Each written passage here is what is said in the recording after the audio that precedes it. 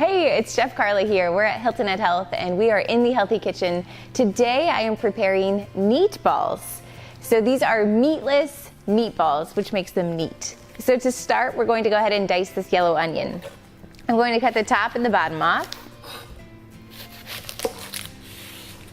Then I'll cut it in half. Remove this papery portion.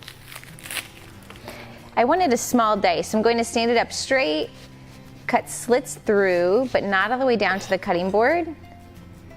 Knock it forward, and then I cut straight down, but not all the way back. So I want to keep this back area attached so that it doesn't fall apart.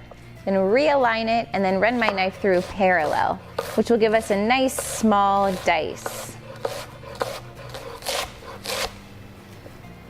And we do want a good small dice on this onion. If the onion is too large, it just won't blend well in the meatball. So I'm gonna go ahead and put that to the side. All right, we have our yellow onion diced. Now I'll go ahead and mince my rosemary and fresh thyme. So rosemary has a really nice flavor to it. It's a little bit earthier, and fresh is of course going to be better, but if you are in a pinch, you're welcome to use a dried rosemary. I would just recommend using, if it calls for a tablespoon of fresh rosemary, I would use a half a tablespoon of dried rosemary. So I'm just picking the leaves off of the stem. The rosemary stem is pretty woody and it's difficult to run your knife through. So I'm doing the mincing method with this rosemary, just running the blade through the rosemary, placing the palm of my hand on the tip of the knife. And I want this to be a good fine mince. Awesome. Pop that in a little ramekin. Next we need our fresh thyme. So we're going to remove the leaves by pulling backwards on the stem. It is a very tedious herb to clean, but it is really flavorful, and these added micronutrients are always good for you. So if you have the time, put the time into the thyme. And then I'll just run my knife through just as well as we did with our finely minced rosemary.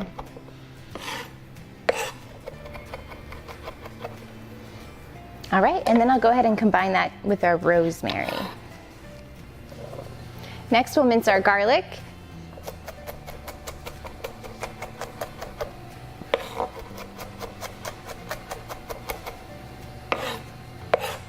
It's a lot of garlic, but it's all for good flavor.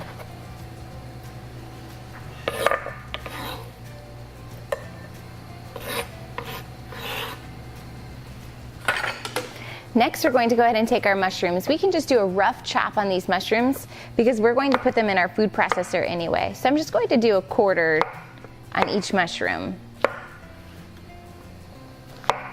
You can use any mushroom in this recipe. Today I'm using a button mushroom.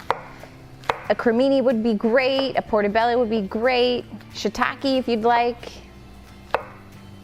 Any of them would do.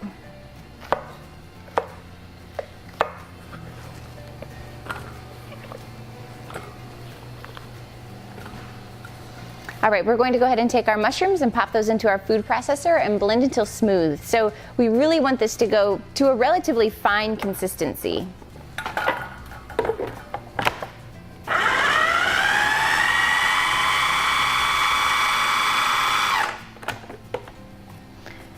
All right, so these are really finely chopped mushrooms there, and that's what's going to create a good meat consistency in your meatless meatball. So next we're going to go ahead and start sauteing. Let's start pulling this together. So I'm going to go ahead and add a little bit of olive oil to the pan and allow that to become warm. Allow that oil to really warm up. We want it to become thin so that when we start adding all of our vegetables, they saute and get lots of great flavor.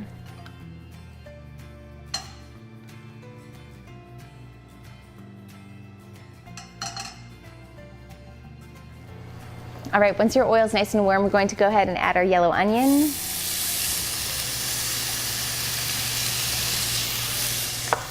We will add the garlic and our minced mushrooms.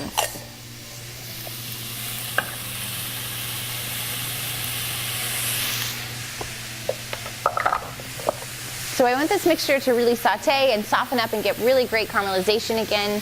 So while that's sauteing, I'm going to go ahead and move along to food processing our walnuts and our oats.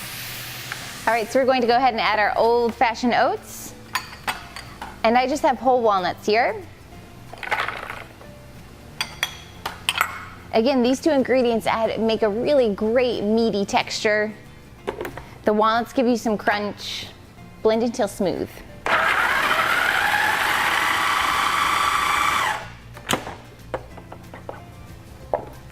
Awesome. So it's a really fine, almost a little bit thicker than a flour. It still has a little texture to it. All right, we've allowed our mushrooms and our yellow onions and garlic to saute down for a few minutes. We just want the onions to allow to get softened and caramelized. Next, we're going to go ahead and add all of our other ingredients to really bump up that flavor and the nutrition. So I've made my mixture of fresh thyme and rosemary, the walnut and oat mixture,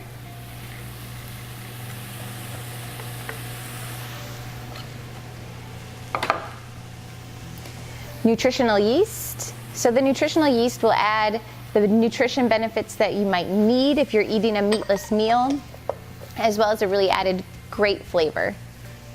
Then we have chickpea miso paste. So this adds depth of flavor. If you don't have it, I will allow you to skip it.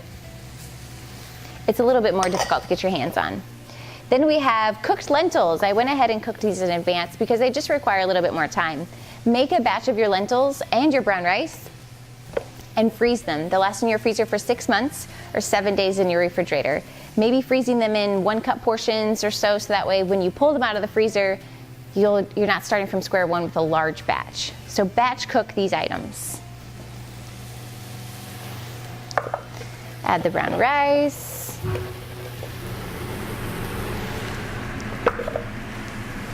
Tomato paste. Soy sauce or tamari. This will add a really good background flavor, a little salty taste to it, and then crushed red pepper flakes. Now I just need to mix until combined, and it will start pulling itself together.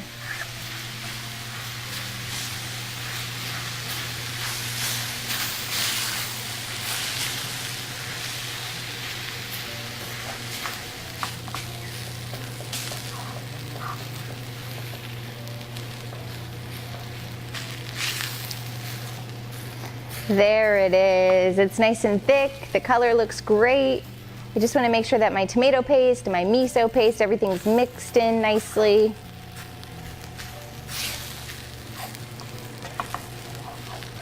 I'll go ahead and turn the heat off, and we're ready to go ahead and shape these into our neat balls. This recipe is also great to turn into lentil cakes if you'd like to go for a lentil burger. There's just lots of different things you can shape this into to enjoy a meatless meal. I've allowed our Neatball mixture to cool so that way it's comfortable to the touch. I'm going to lightly spray our sheet tray with a little nonstick oil, and I have a 1 ounce portioning scoop that I'll portion these Neatballs into. I like to just portion a large batch of them, and then I'll shape them perfectly once I get all the way through. This right here is a really great point at which you could freeze these. So you've gone to the effort of making this whole recipe. What if you would have multiplied this recipe by 2 and you had double the amount of Neatballs? You could take this sheet tray, pop it in the freezer, and allow it to freeze all the way through for about 4 hours. Remove each Neatball and pop them in Ziploc bags or Tupperware containers, and you could have 1 Neatball at a time if you wanted to. Then we'll go ahead and form these into perfect little balls. If you're finding that the mixture is sticking to your hands a lot, go ahead and just dampen your hands a little bit with some water, and that will keep the mixture from sticking.